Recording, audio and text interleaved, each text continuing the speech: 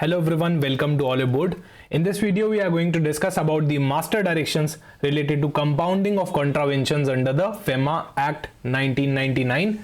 So here two words are there, compounding of contraventions, right? Compounding of contraventions. So we'll be learning about this particular circular, like what can be important from your examinations perspective, because there are a lot of things in this circulars which are also not relevant for your examination purpose.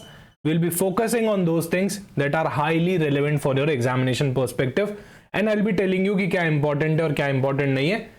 So before we start, if you are preparing for RBI Grade B examination, you can start your journey with our team Olive Board, and you can also download this PDF from our application. You can also download previous year questions from our application.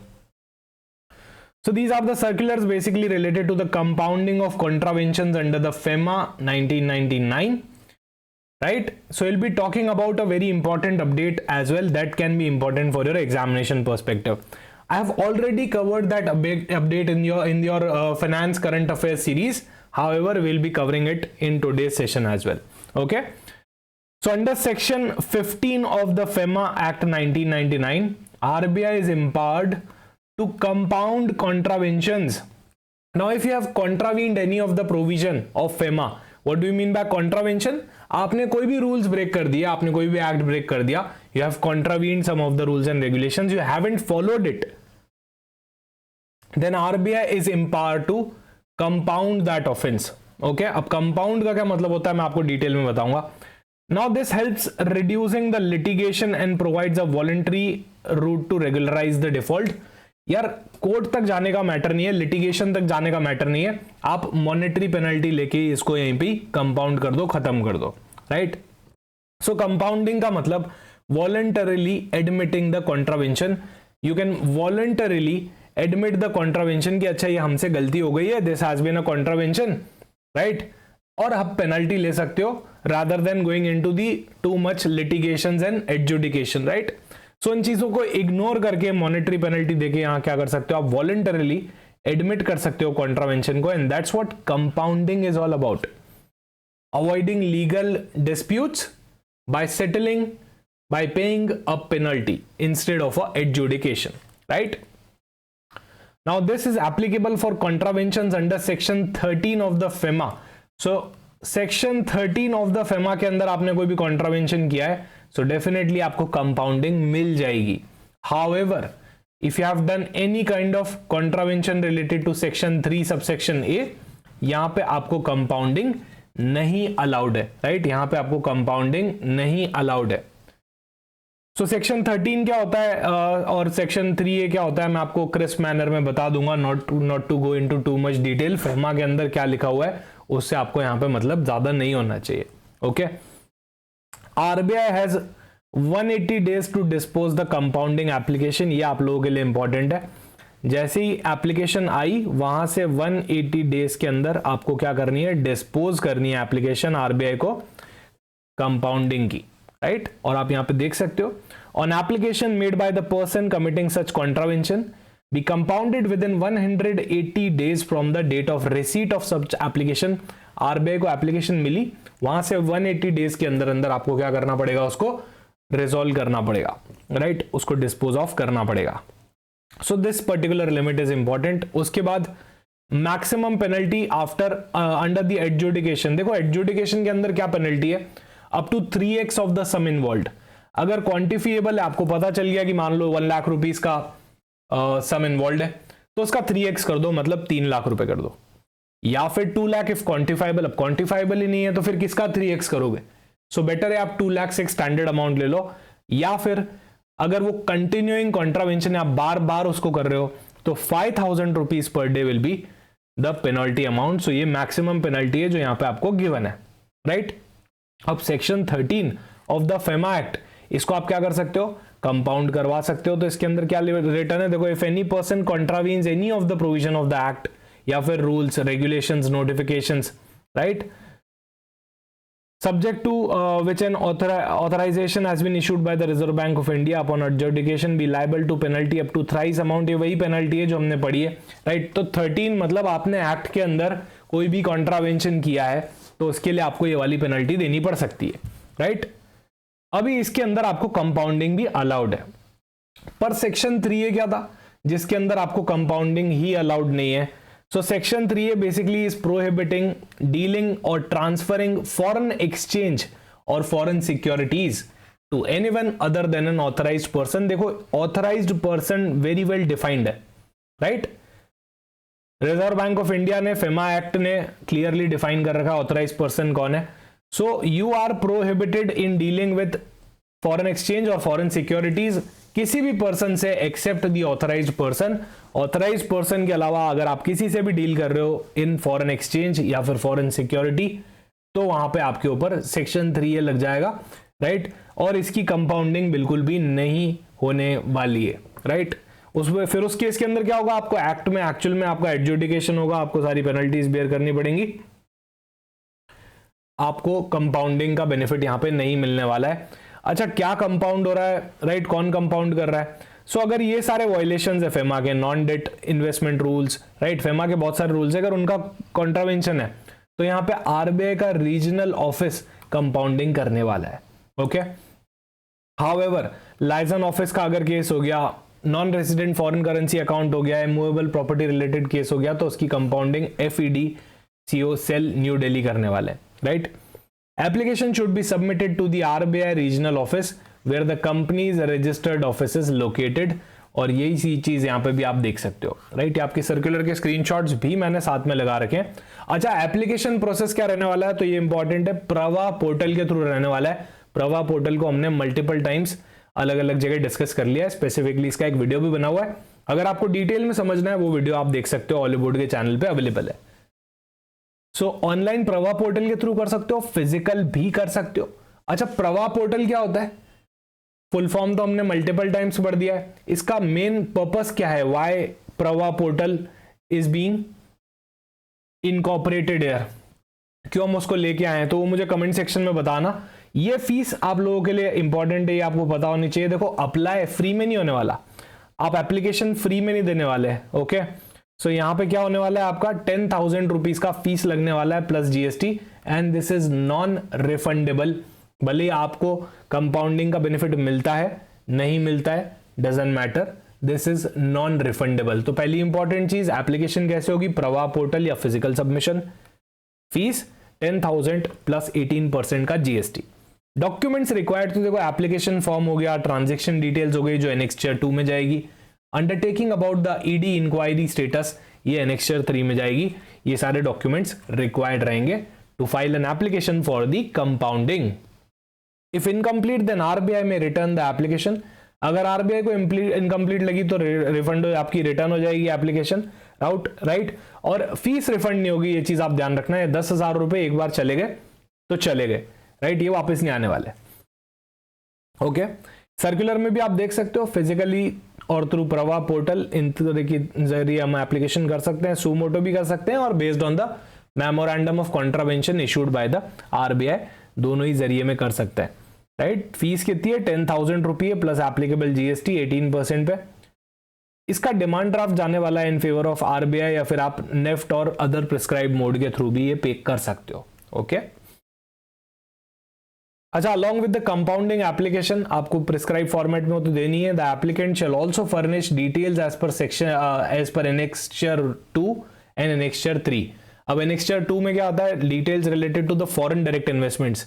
Foreign direct investments हो गए, ECBs यानी कि external commercial borings हो गई।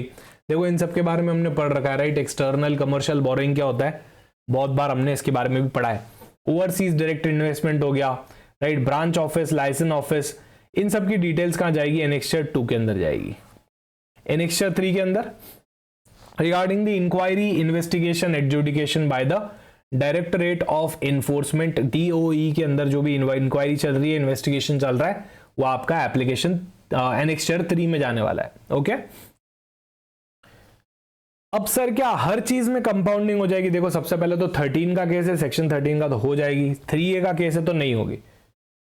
अच्छा इन cases के अंदर भी कंपाउंडिंग नहीं होगी अगर आप रिपीटर हो, बार बार एक ही गलती कर रहे हो विद इन 3 years, राइट। पहले आपने गलती करी, कंपाउंडिंग करवाई, 3 साल भी पूरे नहीं हुए, आपने फिर वापस गलती कर दी, again made a mistake, right, same kind of offence की, सो ऐसे केस में you are a repeater of offence, that too within 3 years you have repeated the offence within 3 years of the previous compounding, आपको वापस से compounding नहीं मिलेगी। या फिर ट्रांजेक्शन ही ऐसा है जो कि मनी लॉन्ड्रिंग से रिलेटेड है, टेरर फाइनेंसिंग से रिलेटेड है और नेशनल सिक्योरिटी थ्रेट से रिलेटेड है, तो भी आपको यहां पे कंपाउंडिंग नहीं मिलेगी। सेक्शन 3A का वायलेशन, ये तो हमको पता ही है, ऑलरेडी एडजुडिकेटेड अंडर सेक्शन 13, आपने ऑलरेडी एडजुडिकेशन ले रखा है, या फिर cases under section 37A, property outside India, अगर ऐसे कोई केसेस है तो वहां पे आपको क्या होगा, कंपाउंडिंग नहीं मिलने वाली है। ओके, वेयर एडमिनिस्ट्रेटिव एक्शंस हुए हैं, कोई एडमिनिस्ट्रेटिव एक्शन हुआ है related to approval, regulatory approval, reporting, वो पेंडिंग चल रहे हैं आपके अगेंस्ट एडमिनिस्ट्रेटिव एक्शंस, वहां पे भी आपको यहाँ पे कंपाउंडिंग नहीं मिलने वाली है, राइट। नेक्स्ट इज कंपाउंडिंग का प्रोसीजर क्या रहेगा, तो देखो इवैल्यूएशन होगा पहले आरबीआई से कि नेचर क्या है, सीरियसनेस क्या है। ऐसा थोड़ी है कि डायरेक्टली आए, कंपाउंडिंग कर ली, डिस्काउंट मिल गया आपको, राइट, एडजुडिकेशन हुआ ही नहीं, ऐसा नहीं होता। देखा जाएगा कि आपका केस कैसा है, nature and seriousness of the contravention, जो आपने ब्रीच किए हैं, कॉन्ट्रावेंशंस किए हैं, गलतियां करी है, उनका नेचर कैसा है, उनका सीरियसनेस कितना है। ओके, रिपीटेटिवनेस कितनी है, आपका ट्रैक रिकॉर्ड कैसा है कि आप फ्रीक्वेंटली कॉन्ट्रावेन करते हो, अनड्यू गेन कितना हुआ है, आपको अनड्यू फायदा कितना हुआ है, या फिर अथॉरिटीज को आपने कितना नुकसान पहुंचाया है, transparency and conduct of the applicant, तो ये सारी चीजें देखी जाती है और उसके बाद कंपाउंडिंग की बात करी जाती है। Compounding amount capped at 300% of the sum involved, तो यहां एक कैपिंग लगी हुई है, 300% से ज्यादा वो कंपाउंडिंग का कैप है, right, 300% of the sum involved. Factors including the duration, types of violation and monetary value are all involved. अब देखो यहाँ पे एक एग्जांपल मैंने दे रखा है, क्या है ना, यहाँ पे देखो आपके काफी सारे केस दे रखे हैं, राइट, गाइडेंस नोट दे रखा है, ये लिमिट्स आपको याद नहीं करनी है ना, there are an number of limits here, ये सब आपको याद नहीं करनी, इतना आपका एग्जाम ओरिएंटेड ये डिस्कशन नहीं होने वाला है अगर आप ये सारी लिमिट्स भी याद कर रहे हो। तो क्या क्या आपको अच्छे से याद करना है वो मैं आपको बता ही रहा हूं, साथ ही में लास्ट में मैं आपको एमसीक्यूज भी करवाऊंगा जहां से आपको एक बेटर अंडरस्टैंडिंग मिलेगा कि इस सर्कुलर में से किस तरह के क्वेश्चन आ सकते हैं। ये इंपॉर्टेंट है कि 180 डेज के अंदर अंदर आरबीआई को ऑर्डर करना है, right, including the hearing, physical, virtual, कैसे भी कर सकते हो, पर 180 डेज के अंदर आपको क्या करना है, ऑर्डर करना है। एप्लीकेंट मे ऑप्ट फॉर और skip the personal hearing if it doesn't affect the penalty amount. Order includes violated provision, penalty imposed, and it is published on the RBI website for transparency. Clearly RBI की website पे publish किया जाएगा, right, तो इस level की transparency यहाँ पे maintained है। अभी देखो यहाँ पे गाइडेंस नोट दे रखा है कि कैसे कंप्यूटेशन किया जाएगा, मुझे नहीं लग रहा है ये बहुत ज्यादा इंपॉर्टेंट होने वाला है, राइट। अब जैसे reporting, submission, contravention under the provision, ये सारे प्रोविजन के अंदर कोई कॉन्ट्रावेंशन हुआ है तो फिक्स्ड अमाउंट तो 10,000 ही, राइट। उसके अलावा वेरिएबल अमाउंट ये सारा है कि लेस देन 10 लाख से तो 1,000 per year, less than 10 lakh से और अप टू 4 लाख है तो 2,500 पर ईयर। तो ये इतनी सारी लिमिट्स मुझे नहीं लगता कि याद रखना यूजफुल रहने वाला है। फिर 2 के अंदर दे रखा है सबमिशन ऑफ शेयर सर्टिफिकेट, सो वहां पे अलग अलग टाइप की पेनल्टीज हैं। Allotment refunds, non allotment of shares और अलॉटमेंट और refund after the stipulated times for foreign investment, उसकी केस की पेनल्टी है, तो फिर यहाँ पे अलग पेनल्टी है, उसके वेरिएबल अमाउंट्स अलग है, राइट। अब इतने सारे परसेंटेजेस और अमाउंट्स मुझे याद करना यहाँ पे सेंसिबल नहीं लग रहा है फ्रॉम योर एग्जामिनेशन पर्सपेक्टिव, तो मैं यही सजेस्ट करूंगा कि आप इतनी सारी डिटेल्स मत याद करो, क्रक्स याद करो इसका, राइट, क्रक्स याद करो। अच्छा, 5th पॉइंट के अंदर all other non reporting compliance दे रखे हैं, राइट, उसकी अलग से पेनल्टी गिवन है। मैं आपको बताना चाहूंगा इसके अंदर एक अमेंडमेंट आया, देखो एक ग्रीन कलर में लिखा हुआ है आपके सर्कुलर के अंदर, ओके। ये पर्टिकुलर चीज आपको याद होनी चाहिए, ऐसा मुझे लगता है, ये इंपॉर्टेंट है। मैंने इसको फाइनेंस करंट अफेयर्स के सीरीज के अंदर भी कवर किया था, वहां पे भी आपको बताया था 2 लाख का कैप डाला है, ये नया है, ये अमेंडमेंट है, ये पर्सनली आपको याद होना चाहिए, ये न्यूज़पेपर्स के अंदर भी आया था, प्लस ये आपके सर्कुलर का पार्ट है, ओके। सो ये फाइनेंस करंट अफेयर सीरीज के अंदर ऑलरेडी कवर्ड है, इसके ऊपर मैंने क्वेश्चन भी करवाया है। Subject to satisfaction of the compounding authority based on the nature of contravention, exceptional circumstances, fact involved in case, and in wider public interest, the maximum compounding amount imposed may be capped at 2 lakh rupees. for contravention of each regulation rules with respect to the contravention under row 5 of the computation matrix. तो यहां पे fifth के अंदर maximum आपका 2 लाख तक जा सकता है, उससे ऊपर नहीं जाएगा, and that too in the wider public interest, right. तो यहां पे रीजन भी लिखा हुआ है, in the wider public interest एक कैप लेके आ गए 2 लाख का, ये आपको याद होना चाहिए, 2 लाख का यहां पे कैप लगा हुआ है, ठीक है। ये पर्टिकुलर चीज आपको यहां पे याद होनी चाहिए।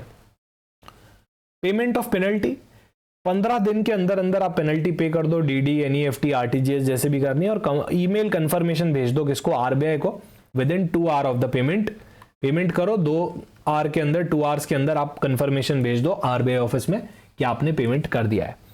कोई भी अपील नहीं होगी, रिव्यू नहीं होगी, allowed once the order passed. एक बार ऑर्डर पास कर दिया, उसके अगेंस्ट आप अपील नहीं करोगे, उसके अगेंस्ट कोई भी रिव्यू नहीं करने वाला है।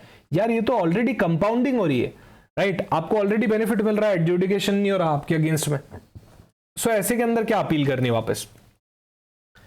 If not paid in time it's deemed as no application filed.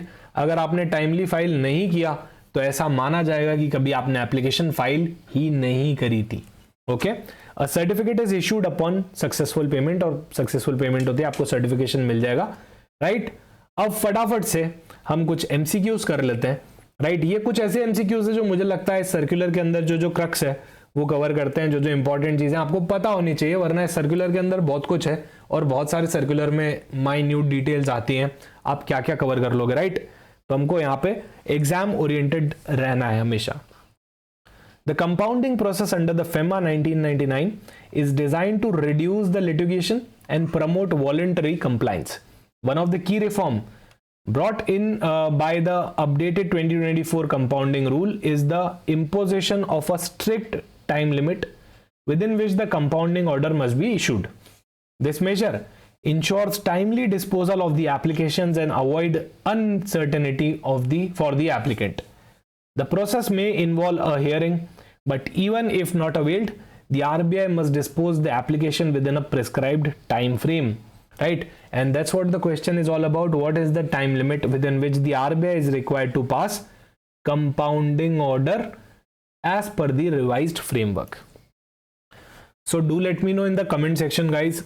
क्या टाइम लिमिट है? इज इट 90, 120, 150, 180 या फिर 365?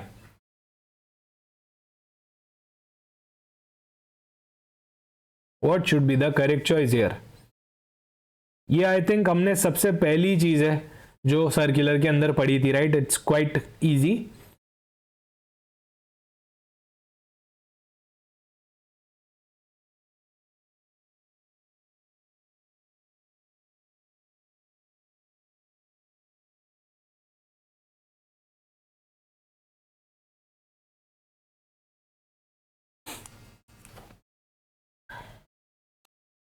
The correct answer here will be, guys, option D, 180 days. Next question. Compounding of contravention under the FEMA involves a monetary penalty which varies depending on the nature and seriousness of the violation.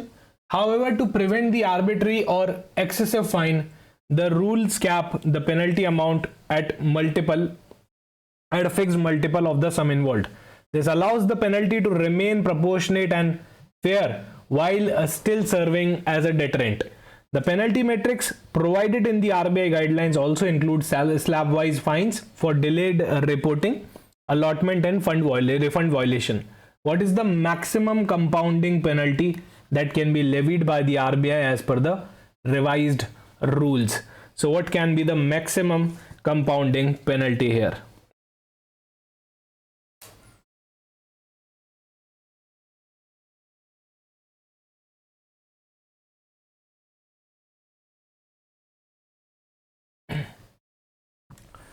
The correct choice here is option E, 300% of the sum involved.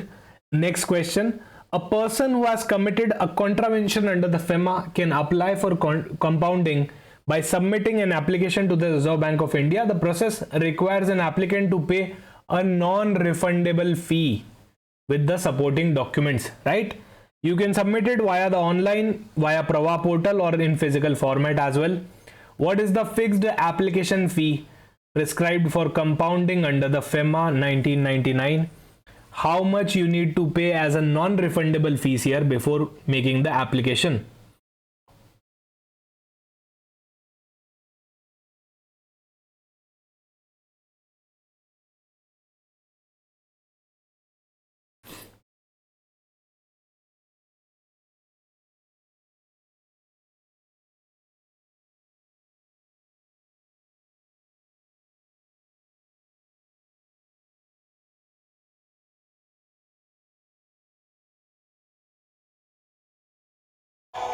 What should be the correct choice here?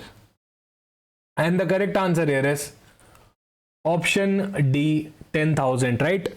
Next is the compounding process is intended for the first time non-serious contraventions that do not threaten the national security or involve criminal elements. However, not all the cases are eligible for compounding.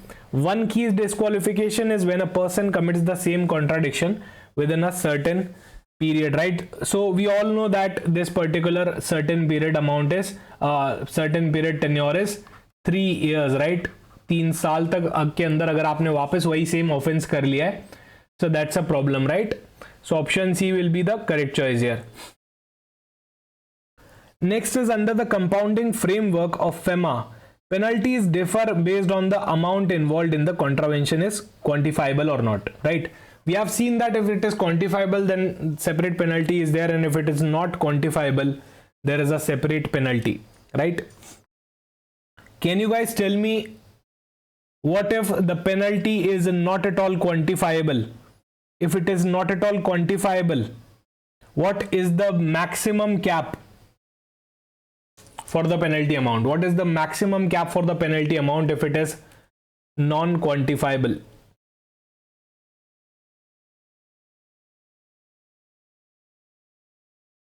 So do let me know the answer in the comment section. Okay, I'll let you know in the comment section what is the correct choice, and I don't think there is a need also कि मैं बताऊं comment section में क्या choice है. आप सबको अब तक याद हो गया होगा. I think this was the second or third thing. ये वही amendment है जिसके बारे में मैं आपको बता रहा था जो आपको पता होना चाहिए, right? So do let me know in the comment section इसका क्या correct answer होना चाहिए. Okay guys, thank you so much. Bye bye. Take care. So इसको हमने बहुत ही crisp manner में यहाँ पे cover कर लिया, and that's what required. कुछ सर्कुलर्स को बहुत ज़्यादा डिटेल में हर चीज़ पढ़ने से ज़्यादा यहाँ पे बेनिफिट नहीं हो पाता, एग्जाम ओरिएंटेड डिस्कशन नहीं हो पाता, right? Okay guys, take care, bye bye, see you soon in the next video.